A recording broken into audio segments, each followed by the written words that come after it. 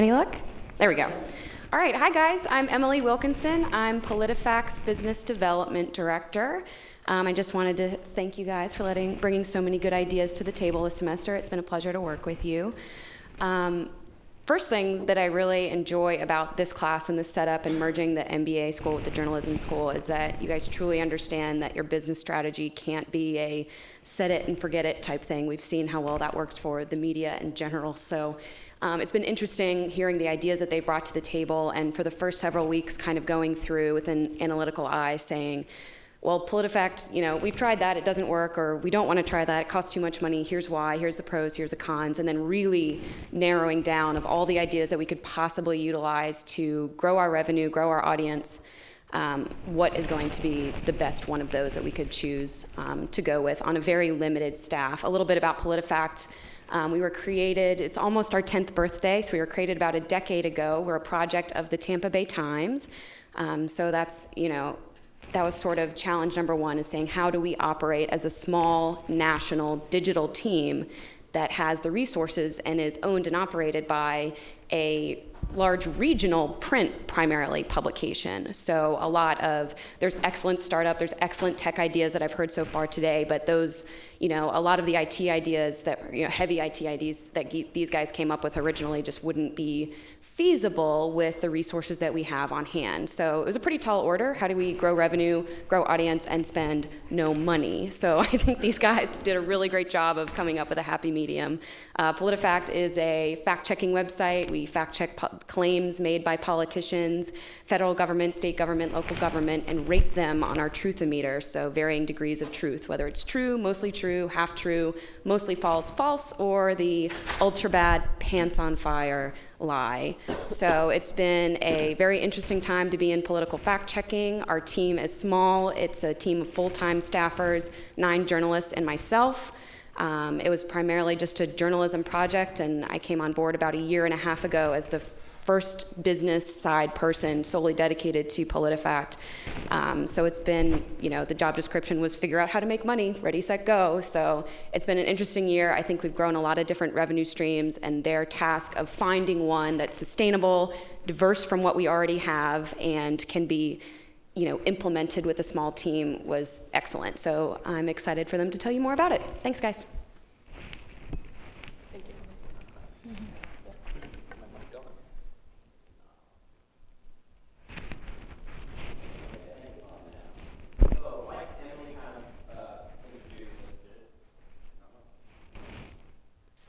So Emily kind of introduced us a bit. We're the Politifact team, and this is our Truth Tour proposal. So to kick it off, unfortunately, we don't have any M&Ms or, talking robots for our team, but I promise it's worth listening to. So to start, a lot of you guys recognize Aaron over here. He was the one that came in at the beginning of the semester and kind of talked to us, introduced Politifact to us, and introduced the ideas that they had. And we also have our guest star, Emily, over here, live in person that you guys just heard from. For the project team ourselves, we have this adorable guy right here. That's me. I'm actually an engineering undergrad, so I have a bit of experience in that. Yin Lee is over here on my left, and she has a lot of experience with economics and market research, things like that. Michael Logan has a nice finance background, and Rose over here has worked as an editor at multiple publications, and she has a lot of journalism background, and so we have a really cohesive, diverse team to work with, which is really nice. To start, we have a little bit of a table of contents. We want to do a little bit of an internal analysis, see what the company has, see what their capabilities are. Then we look at business challenges, implementation on our idea, and whatnot. We'll come back to this in a little bit. So to start, for the internal analysis, like Emily talked about, they are a subsidiary of the Tampa Bay Times. They actually have 2 offices, one of which is in Washington, D.C., and the other's in St. Petersburg. Emily works in D.C., Aaron works in St. Petersburg, and we actually got the chance to go to D.C. a few weeks ago, which was a really good time.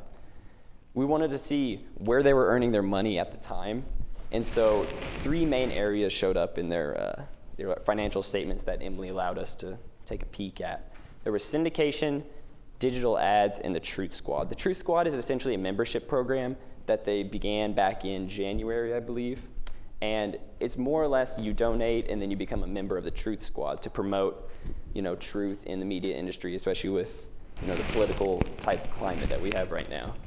So each of these represent a different value, obviously the largest being syndication, digital ads being slightly smaller than that, and the True Squad, which, like I said, just a few months old, is the smallest of these three.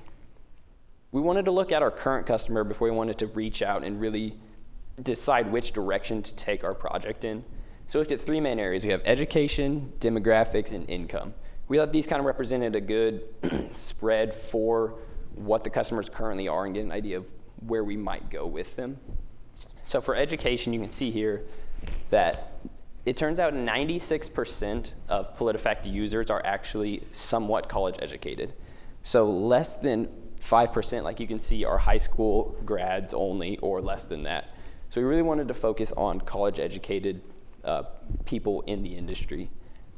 For age, you can kind of see a nice breakdown right here of, kind of buckets of different ages and see where they fall. All of this information is actually from a survey that Emily also shared with us, and it kind of lays out real nicely, the age, the demographics, and like that. It also tends to lean quite a bit male, 64% to 36%. Take that as you may. We also looked at income. So we have the US median right here, about 54,000, and we have the Politifact user median income at about 64,000. So you can see the typical trend that they tend to be males, they tend to be higher educated, they tend to be of higher income. And I think that's just maybe a coincidence, or maybe kind of just obviously the content type. So we wanted to look at the business challenges when deciding what our proposal and what our idea was going to be for the whole semester, essentially. So our two business challenges are expanding Politifact's reach, getting more customers, getting the name out there, getting people to know Politifact, and improving monetization strategy. Obviously, they had three sources of revenue already, but we really wanted to either look at improving those or coming up with a new revenue stream altogether. So our goals, kind of follows up to that, is finding a tactic to grow Politifact's following and creating a sustainable revenue stream. And essentially, this creation of new revenue stream is more or less what we turned into our proposal that we're about to throw at you guys. I'm telling you, get ready for this.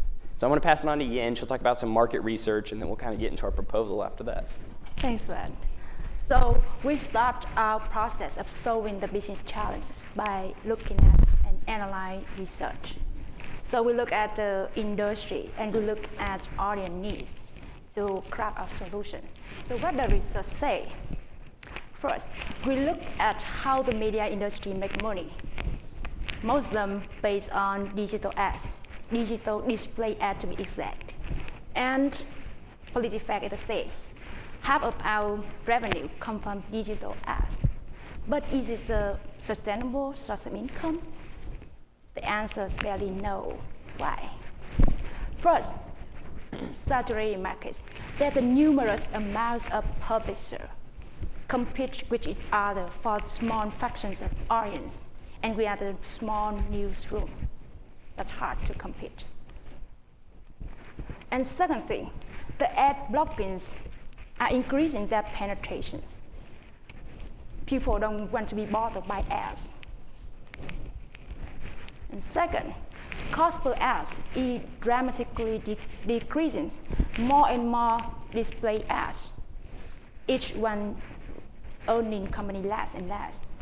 And finally, the efficiencies of the online advertising is decreasing as well, and the clients are becoming more picky to choose where to play the ads. So it is foreseeable that we, Politifact, cannot count on digital display ads for the profitable future. And we look at another trend in the market. According to the research by Ehrman, 2016, we witnessed there is the decrease in the trust in mass media. It's hit all-time low. Trust is the basic needs of new consumption. And audience, they demanding more accurate information. That's why they will appreciate and support the sources, the tool that can help them to identify which is right and which is wrong. And that's why they need fact-checking service as Politifact. And that's why, and that's where we will gain audience attention and loyalty.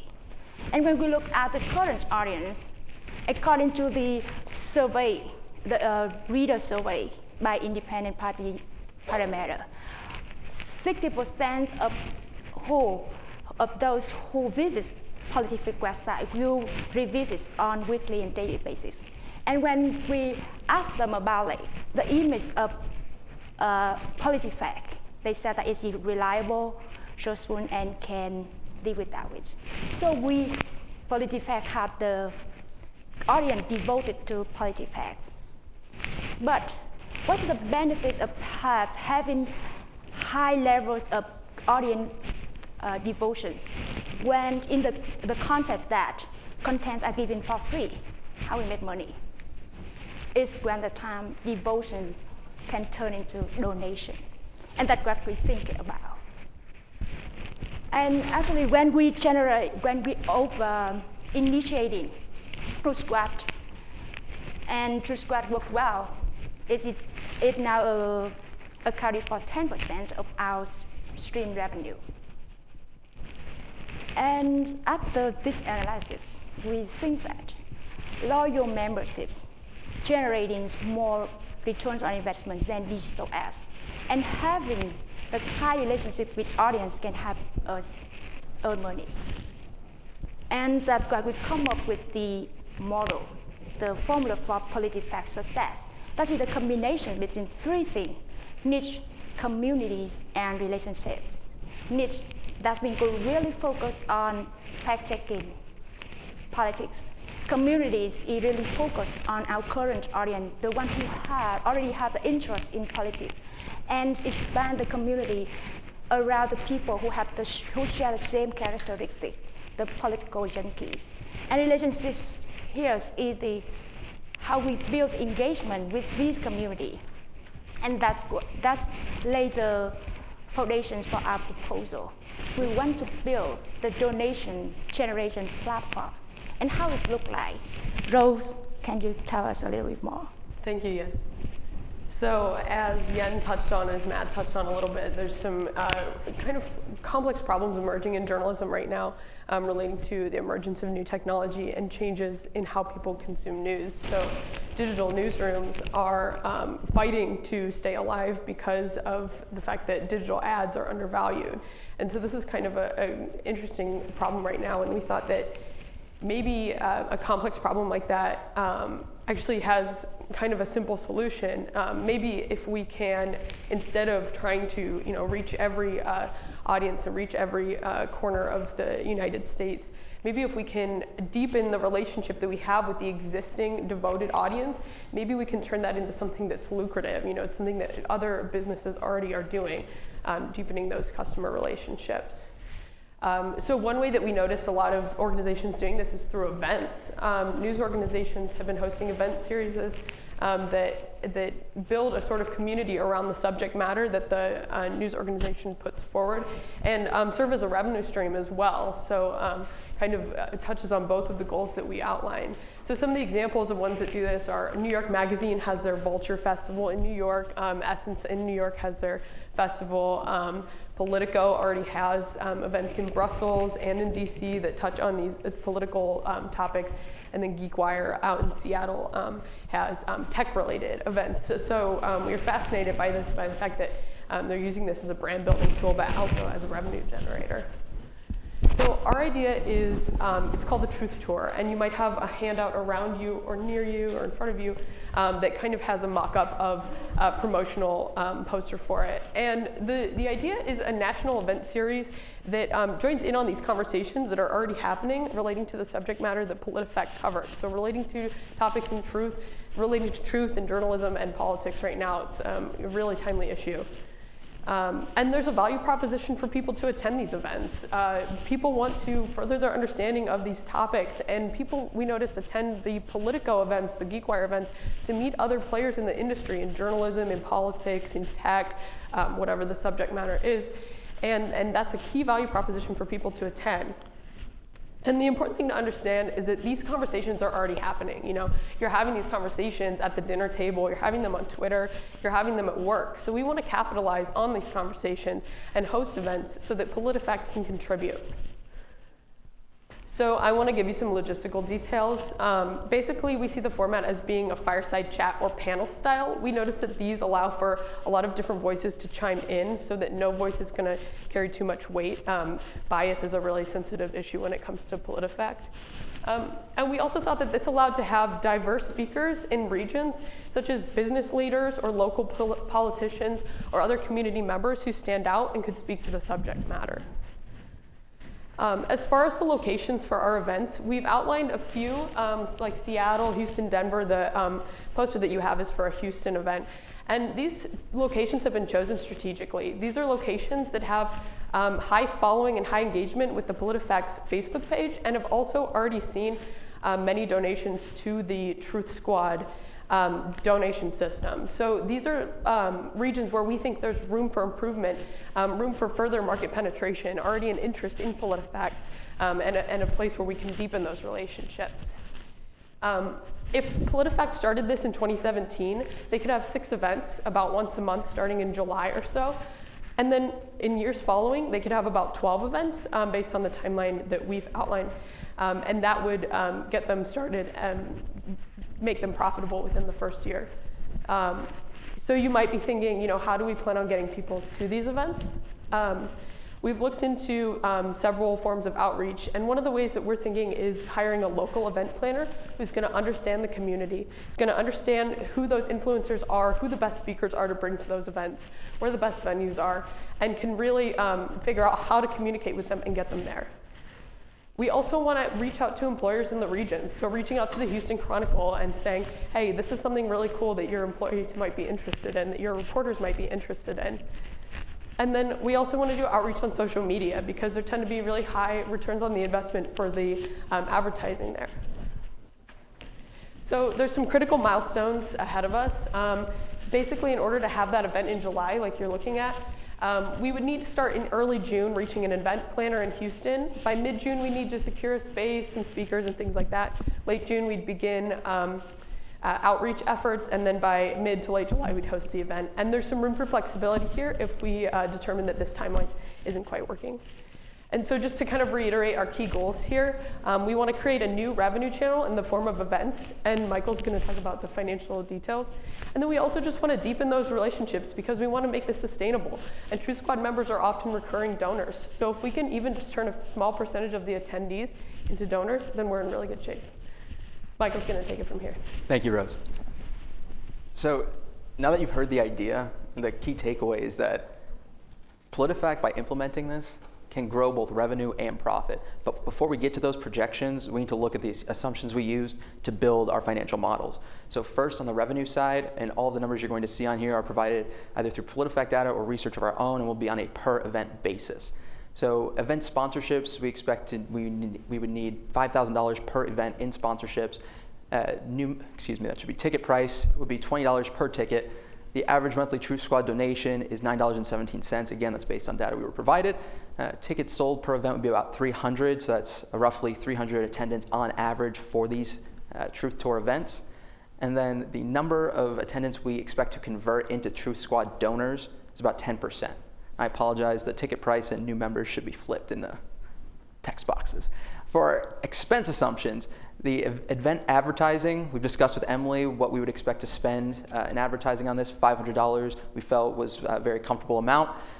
The expected speaker costs, so that's just anything with getting a speaker to the event, but since we're using mainly local speakers, we don't expect it to be that high of a cost. It can be adjusted later on if necessary, but we expect it to be less than what we projected. The professional event planner that Rose had just mentioned, we expect to cost about $6,000 to actually plan and organize an event. And that's been built into our models. So for our 12-month cash flows, I'm not sure why the text isn't showing up. Well, it's about $113,000 on inflows. It was right before. And it winds up netting out to about $50,000 in a net cash inflow. So I just want to highlight the two that are in boxes on the chart. They show outflows for those months. I just wanted to preempt any questions about that. That's just simply because there aren't events occurring in that month, and we've made a conservative assumption that for our outflows, those expenses will be incurred in a month prior to an event being held. So we're going to have expenses occurring the month prior to an event. For our 3-year operating income forecast, for revenues for 2017 to 2019, we expect it to grow from $73,000 to $180,000. The majority of that growth is simply due to the increase in events. As it's been mentioned, 6 events have been estimated for 2017, and that would increase to 12 events for both 2018 and 2019. The increase from 2018 to 2019 is due because of the increase in Truth Squad donors. The operating costs we expect to be $55,000 just under for 2017, and then increasing to $96,000 for both 2018 and 2019. All of the costs associated with this are variable costs with regard to the number of events being held.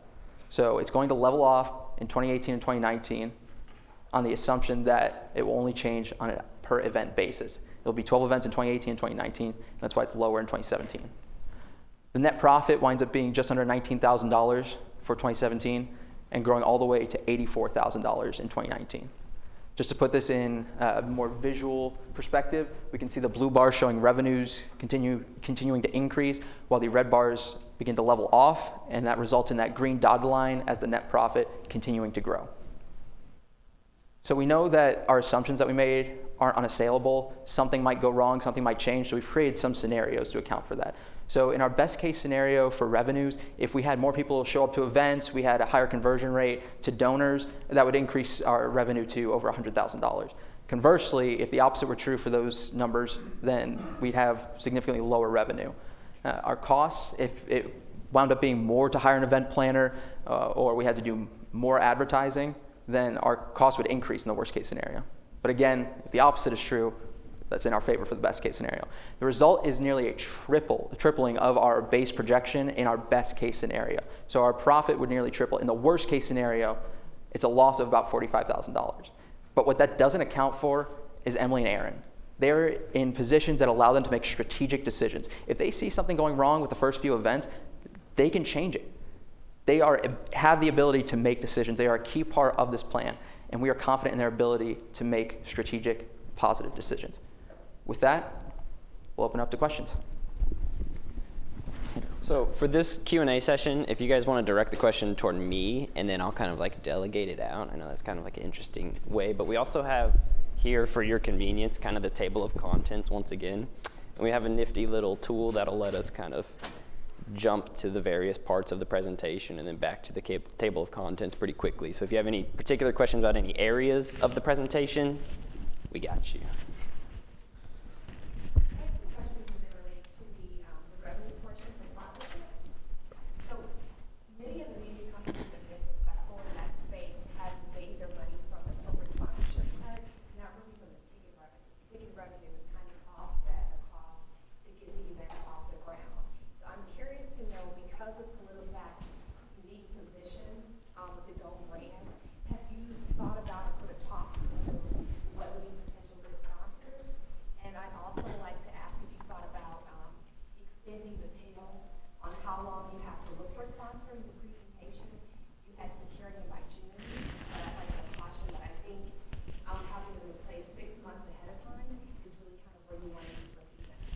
Yeah, we've absolutely looked at the timeline, and that's kind of just like a rough estimate. Like she said, all of these banners you guys have in front of you, it's obviously not set in stone by any means, but it's just kind of an example to kind of the process. I think Michael can talk a little bit about Rose can talk a little bit about the sponsorships and how that's going to work out. Yeah, so no, that's a great question. And I because we're kind of new to this and Politifact is new to this, I think what we might find is that certain things might need more or less time than we've outlined in that timeline. So it's definitely something we would need to take into consideration.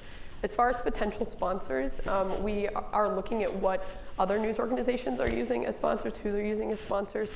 And so a lot of times it ends up being like larger healthcare organizations or like insurance companies. It's like large national brands have the resources to sponsor these things, and their messages are at least tangentially aligned with Politifact's message of truth and transparency. And I want to ask more details because like we choose events based on like when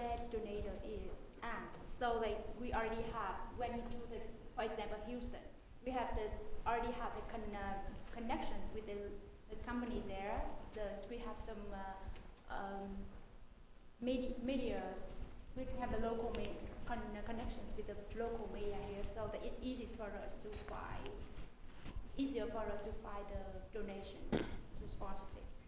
So it don't take us long. As the person potentially selling those sponsorships, it does take forever. So like I try to do, we have done 3 or 4 events in the past, and you're very correct. It takes way longer than you think. I stole them from your business circle. That's why I asked the question here. It's very hard. And I would say narrowing in on who you talk to, is it the marketing, is it the HR, that kind of thing, is a different value proposition. I was curious on a couple things. How are you going to handle sort of fact checking on the spot? I mean, I don't know. I've been to events here in mid-Missouri where people say things that are just completely not true. So you're at their event, you've invited them to speak. How do you handle those kind of situations? Yeah, so I mean, that's definitely something to take into consideration. I think something we would do to kind of make sure that problem doesn't arise in the first place is ensuring that the people that we're bringing are credible. So there might be, maybe that means there are certain politicians to avoid for that very reason, but maybe there are people who stand out as people who are reliable sources and can also speak to this matter. And I think that's something that the local event planner would be able to play a big role into, knowing the community well.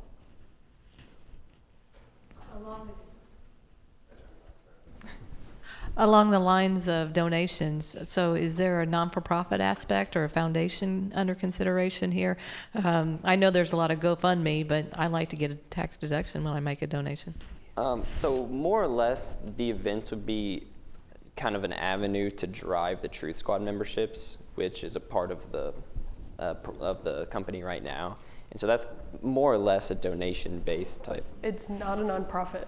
Yeah, the company itself is not a nonprofit, So the but donation, yeah. the donations are more or less just pure revenue is kind of what or pure profit is kind of what we talked about. There's not a ton of, advertising that goes into it, so there's not too many expenses. So it's true that incentive of the tax deduction is not present because Politifact is not a nonprofit. But I think what Politifact has found and what other news organizations have found is that people are still attracted to this donation system because of the flexibility it provides. And so it's been successful so far. They're nearing $200,000 in donations, which is quite a bit for their size. In your revenue model that you had up there, where you had assumptions for 2018 and 19,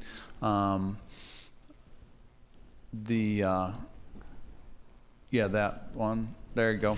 Yep. So are you banking a cumulative amount of donations? Because I assume some of those people will be recurring, or do you just bank that once on your model here? So the model is assuming that the donations are recurring. That's based essentially on data that we receive from a client. So the $9.17 assumption that we assumed as an average monthly donation is actually an average of one-time donations and recurring donations. So in order for model simplicity, for it to not be too much of a headache to explain, we did factor in recurring donations. Makes sense? So the ones that sign up in 2017 are still showing up in your bottom line in 2019? Correct. And while we did not include a churn rate, since it's very much a membership-based idea, we assumed that the churn rate would be negligible, at least for what we're proposing right now. And it's also very difficult to kind of forecast that because, like we said, it did just launch in January. We kind of annualized, like he said, the one-time donations as well as the recurring donations. So trying to kind of forecast that's a bit difficult with such a young program, I should say. So I would consider like what you call a donation, because you think of donation as a charity, and I think one of the problems the media has in general is that like we'll take whatever we can get, and setting like, no, this has value, you have to pay for it, and setting that bar, will make a difference down the road. That you have members, that they're subscribers, supporters, whatever you want to call it, even pay what you will. But I'm curious, so you're going to do these events. It'll be the most interested someone is. They truly get Politifact. They see it live. And like you have one thing to kind of upsell to, like the Truth Squad. What other things could you potentially get people hooked up on? Yeah, so something that we kind of considered for a while and didn't end up completely exploring was kind of exclusive content that could come along with those memberships to the Truth Squad. So that's something we see in the future if we see that there's enough demand and that there's incentives missing there to get people to be more devoted to Politifact. But that's something that could come along in the future. One piece to that we did talk about a lot when you guys are in DC is they purposely factored out of the operating income forecast was the incremental increase in leadership. So if you're really working to build that loyalty face to face, I hope you would read Politifact more after you had a conversation about it and that you're a loyal reader. So the incremental value of page views increasing is more inventory for me to sell, more inventory for us to optimize programmatically. So we're kind of working on both fronts. So the fact that we would have more readers, which means direct income from ads, is not factored into that at all. And that could very well be sort of not an upsell, just a natural cost. We still have a couple minutes if we have any. I'd be curious, about training or something. I mean, I have businesses who are already starting to question some of the data sources that they get because of everything that's going on, and they've seen things that don't add up. So, training organizations or, having those things where, okay, this is how you actually vet things out without giving away your whole value. And then I was curious about, because they just hired a business development person, how much of their current customer base is sort of, by chance, or who they naturally connected with, or who they were made up of. A lot of startups, or newer organizations will get who they understand, maybe not who the actual best customers are. So I didn't know if you all looked at that. Are you asking maybe how many of them are visiting it regularly versus how many just end up on the website and bounce? Yeah, so it's college educated, somewhat wealthy men. Is that just because that's where they started and that's where they've grown, or is that actually the best market, or who's going to come to the events necessarily? I don't know if you looked at that. Yeah, I'm not sure that we quite have an answer for you, unfortunately. I mean, Politifact, as far as websites go, is not young anymore. It's 10 years old. So my assumption would be that it's kind of grown into the market that it fits best into. And it's also a highly lucrative market for us. And touching on your first question, you talked about training and stuff like that. The thing about Politifact is that they attempt to be very transparent when it comes to how they fact check. And so if you look at a certain fact, then it'll break down, we talk to these people, and they walk you through the process. So like Emily talked about, showing people how they do it doesn't really lose their value, because they're still the experts. They still go through the process and the diligence to fact check something. She said they can do maybe 2 or 3 a week because they are so precise and accurate with it. So with that, I think we're out of time because the beeper just got us. So. Thank you, guys. Thank you.